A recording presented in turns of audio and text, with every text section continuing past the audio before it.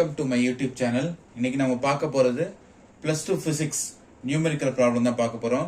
Unit 2ல இருந்து பார்க்க போறோம். கரண்ட் எலக்ட்ரிசிட்டி அந்த பாடத்துல இருந்து நம்ம பார்க்க போறோம். ஸோ எக்ஸாம்பிள் 2.4 தான் இன்னைக்கு நம்ம டிஸ்கஸ் பண்ண போறோம். ஸோ நம்ம வந்து கொஸ்டினை இங்கிலீஷ் அண்ட் தமிழ் ரெண்டுலையுமே இன்னைக்கு பார்க்க போறோம். கொஸ்டினை வாசித்தோம் அப்படின்னா, determine the number of electrons flowing per second through a conductor when a current of 32 ampere flows through it. இதை நம்ம தமிழ்ல பார்த்தோம் அப்படின்னா, ஒரு கடத்தி வழியே 32 ஆம்பியர் மின்னோட்டம் பாயும் போது ஓரலகு நேரத்தில் கடத்தியில் பாயும் எலக்ட்ரான்களின் எண்ணிக்கையை காண்க.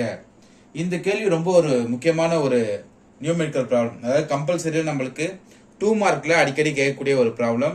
ஜூன் 2023 அதாவது சப்ளிமெண்டரி எக்ஸாம்ல இந்த கொஸ்டினை 2 மார்க்ல கேட்டிருந்தாங்க. இதை தான் நம்ம இன்னைக்கு டிஸ்கஸ் பண்ண போறோம். நான் லாஸ்ட் வீடியோலயே சொல்லியிருந்தேன், என்ன பண்ணணும் அப்படின்னா, ஒரு கணக்கு கொடுத்துருக்காங்க அப்படின்னா அந்த கணக்குல என்ன கேட்டிருக்காங்க, என்ன நம்ம செய்யணும், அதுதான் நம்மளுக்கு ரொம்ப ரொம்ப முக்கியம். இப்ப நீங்க இங்கிலீஷ்ல நீங்க படிக்க தெரிஞ்சா நல்லா இங்கிலீஷ்ல நீங்க படிச்சு அதை புரிஞ்சுக்கிட்டு அந்த கணக்கு செய்யலாம். அப்படி இல்லை அப்படின்னா தமிழ்லயும் நீங்க ஒரு வாட்டி நீங்க படிச்சீங்க அப்படின்னா உங்களுக்கு ஈஸியா உங்களுக்கு புரியறதுக்கான வழிகள் இருக்கு. அப்ப நான் ரெண்டுலயும் உங்களுக்கு சொல்றேன் எப்படி பார்க்கணும் ஒரு கணக்கு அப்படின்னா. இப்ப இங்கிலீஷ்ல பார்ப்போம் நம்ம ஃபர்ஸ்ட். இங்க என்ன கேட்டிருக்காங்க, நம்பர் ஆஃப் எலக்ட்ரான் ஃப்ளோயிங். அப்ப ஒரு கடத்தியில எவ்வளவு எலக்ட்ரான் ஃப்ளோ ஆகுது அப்படிங்கறத கண்டுபிடிக்க சொல்றாங்க. எவ்வளவு நேரத்துல அப்படின்னு கொடுத்துட்டாங்க, எவ்வளவு செகண்ட். அப்ப செகண்ட்னா ஒரு செகண்ட். அப்ப டைம் என்ன கொடுத்துட்டாங்க, ஒரு செகண்ட் அப்படின்னு சொல்லி கொடுத்துட்டாங்க. அப்ப கரண்ட் எவ்வளவு ஃப்ளோ ஆகுதான், 32 ஆம்பியர் ஃப்ளோ ஆகுது அப்படிங்கிறாங்க.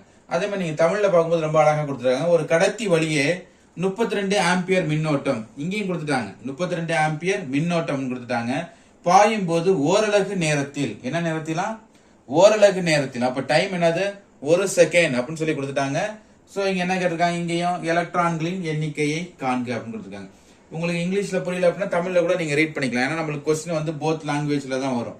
அப்ப நம்ம ஈஸியா ரீட் பண்ணிக்கலாம். அப்ப நம்ம கணக்கை சால்வ் பண்ண ஆரம்பிக்கலாமா? அப்ப நான் போறேன் பாருங்க, சொல்யூஷன் கண்டுபிடிக்க போறோம். என்ன கொடுத்துருக்காங்களோ அதை நம்ம ஃபர்ஸ்ட் எடுத்துக்கணும். இப்போ ஃபர்ஸ்ட் என்ன கொடுத்துட்டாங்க, கரண்ட் கொடுத்துட்டாங்க. எவ்வளவு கொடுத்துட்டாங்க, 32 ஆம்பியர் அப்படின்னு கொடுத்துட்டாங்க. சூப்பரா கொடுத்துட்டாங்க. அதே மாதிரி டைம் இங்க கொடுத்துட்டாங்க. டைம் என்ன கொடுத்துருக்காங்க, ஒரு செகண்ட் கொடுத்துருக்காங்க. அப்ப என்ன கண்டுபிடிக்க சொல்றாங்க, number of electrons, number of electrons flowing அப்படின்னு கொடுத்துருக்காங்க. இங்க தமிழ்ல போகும்போது எலக்ட்ரானின் எண்ணிக்கையை காண்க அப்படின்னு கொடுத்துருக்காங்க. டோட்டல் நம்பர் ஆஃப் எலக்ட்ரான்ஸை கண்டுபிடிக்கணும் அப்படின்னு சொல்றாங்க. அப்ப நம்மளுக்கு என்ன ஃபார்முலா தெரியும், கரண்டோட ஃபார்முலா தான் நம்மளுக்கு அடிக்கடி நம்மளுக்கு நல்லா ஞாபகம் இருக்கும். I equal to Q by T. I equal to Q by T. Qங்கிறது சார்ஜை குறிக்கக்கூடியது, மின்னூட்டம், மின்னூட்டத்தை குறிக்கக்கூடியது. Tங்கிறது நேரத்தை குறிக்கக்கூடியது, டைமை குறிக்கக்கூடியது. அப்ப இங்க நம்மளுக்கு என்ன கொடுக்கல, சார்ஜ் என்னெல்லாம் கொடுக்கல. இங்க டைம் கொடுத்துருக்காங்க, ஆனா என்ன கொடுக்கல, சார்ஜ் நம்மளுக்கு கொடுக்கல. அப்ப சார்ஜுக்குரிய ஃபார்முலா நம்ம எடுத்துக்கிட்டோம் அப்படின்னா, அப்ப சார்ஜுக்குரிய formula Q is equal to NE. அப்ப இதுதான் சார்ஜுக்குரிய ஃபார்முலா. நான் அப்ப என்ன பண்றேன், I is equal to NE by T. அப்ப NE by T.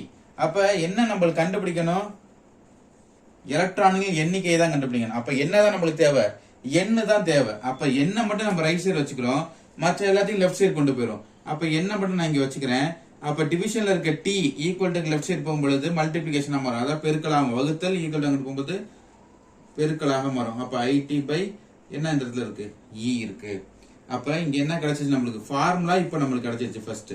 அப்ப N equal to IT by E. அப்ப என்ன இருக்கு, I நம்மளுக்கு இருக்கு, இங்க ஒன்னும் பிரச்சனையே இல்லை, 32 ஆம்பியர்னு வந்துருச்சு. டைம் இங்க இருக்கு, என்னது 1 செகண்ட் அப்படிங்கிற டைம் நம்மளுக்கு இருக்கு. நம்மளுக்கு என்ன இல்ல, எலக்ட்ரான் இல்ல. ஓகே, அப்ப எலக்ட்ரான் இல்ல அப்படின்னா நம்மளுக்கு எலக்ட்ரானோட எண்ணிக்கை தெரியும். நான் போன கணக்குல சொல்லிட்டேன் எலக்ட்ரானோட மதிப்பு என்ன அப்படின்னு சொல்லி. எலக்ட்ரானோட மதிப்பு நான் அந்த இடத்துல எழுதுறேன் பாருங்க. E is equal to 1.6 into 10 power of minus 19 coulomb. இதுதான் இதோட மதிப்பு, எலக்ட்ரானோட மதிப்பு. அப்ப எலக்ட்ரான் மதிப்பு இப்ப நம்மளுக்கு தெரிஞ்சிருச்சு. நம்ம ஏற்கனவே நம்ம போன கணக்குலயும் பார்த்தோம், நம்ம புத்தகத்துல இருக்கு. இந்த வேல்யூ நல்லா நம்ம மெமரி பண்ணிக்கணும், ஏன்னா இந்த வேல்யூ நம்மளுக்கு கணக்குல கொடுக்க மாட்டாங்க. அப்ப நம்ம டைரக்டா கணக்குல அப்ளை பண்ணிடுவோமா. நம்ம இந்த இடத்துல எழுதுறேன். அப்ப N ஈக்குவல் டு ஐயோட மதிப்பு என்னது, 32 இன்ட்டு T. டைம் எவ்வளவு கொடுத்துருக்காங்க, 1 செகண்ட். அப்ப 1. அப்ப டிவிஷன்ல நான் எழுதிக்கிறேன், என்ன எழுத போறேன், 1.6 into 10 power of minus 19 coulomb. ஓகேங்களா. இந்த இடத்துல கூலும் கூட நம்ம எழுதணும்னு அவசியம் இல்லை, நம்ம சார்ஜ் நம்ம லாஸ்டா நம்ம யூனிட் எழுதிக்கலாம். ஓகே, அப்ப நான் இங்க மல்டிப்ளை பண்றேன். 32 into 1 என்ன வரும், 32. 1 பெருக்குனா 32 தான் வரும், ஒன்னும் பிரச்சனை இல்லை. அப்ப கீழே என்ன இருக்கு, 1.6. இங்க கீழே டிவிஷன்ல பாத்தீங்க அப்படின்னா 10 பவர் ஆஃப் மைனஸ் 19 இருக்கு, 10 அடுக்கு மைனஸ் 19 இருக்கு. இதை நான் மேல கொண்டு போயிருக்கிறேன். அப்ப இந்த மைனஸ் டிவிஷன்ல இருந்து மேல போகும்போது என்ன மாறும் அப்படின்னா பிளஸ்ஸா மாறும். அப்ப பிளஸ் 19 மாறிடுது இந்த இடத்துல. ஓகேங்களா? இப்ப அடுத்து நான் என்ன செய்ய போறேன், டிவிஷன் செய்யணும். இங்க பார்த்தா ஹோல் நம்பர் 32 அப்படின்னு சொல்லி 32 இருக்கு. கீழே பார்த்தா எப்படி இருக்கு 1.6 இருக்கு. அப்ப இந்த 1.6 ஹோல் நம்பரா மாத்தினா என்ன பண்ண போறேன் அப்படின்னா 32 into 10 power of 19 மேலையும் கீழையும் 10 பெருக்க போறேன். அப்ப இந்த 1.6 10 பெருக்க போறேன். ஓகே, அப்ப 10 பெருக்கினா என்ன கிடைக்கும் பாருங்க. அப்ப 32, இங்க 19 இருக்கு, இங்க ஒரு 10 இருக்கு. அப்ப இதை எப்படி எழுதிக்கலாம், சிம்பிளா 10 power of 20 எழுதிக்கலாம். சோ என்ன, பேஸ் அடிமான 1 2 ஒன்னா இருந்துச்சு அப்படின்னா அடுக்குகளை கூட்டிக்கலாம். பேஸ் 2 ஈக்குவலா இருந்துச்சுன்னா பவர் ஆட் பண்ணிக்கலாம் அப்படின்னு சொல்றோம் நாங்க. ஓகே, அப்ப இந்த 1.6 10 பெருக்கினா அப்படின்னா என்ன வரும், 16 வரும். இப்ப ஈஸியா சால்வ் பண்ணிடலாமா? அப்ப 16 32ல டிவிஷன் பண்ணா என்ன கிடைக்கும், 2 டைம்ஸ். அப்ப ஆன்சர் நம்மளுக்கு ஈஸியா கிடைச்சு 2 into 10 power of 20. இங்க என்ன இருக்கு, அப்ப இது என்னது, என்ன கண்டுபிடிக்கிறோம், எலக்ட்ரான்ஸ். அப்ப n equal to 2 into 10 power of 20 electrons. ரொம்ப சிம்பிள் தான். 2 மார்க்லாம் அடிக்கடி கேட்பாங்க. நீங்க நல்லா ஞாபகம் வச்சுக்க வேண்டியது எந்த வேல்யூவை, இந்த E. ஓகேவா? எலக்ட்ரானோட மதிப்பை நம்ம ஞாபகம் வச்சுக்கணும். தேங்க்யூ.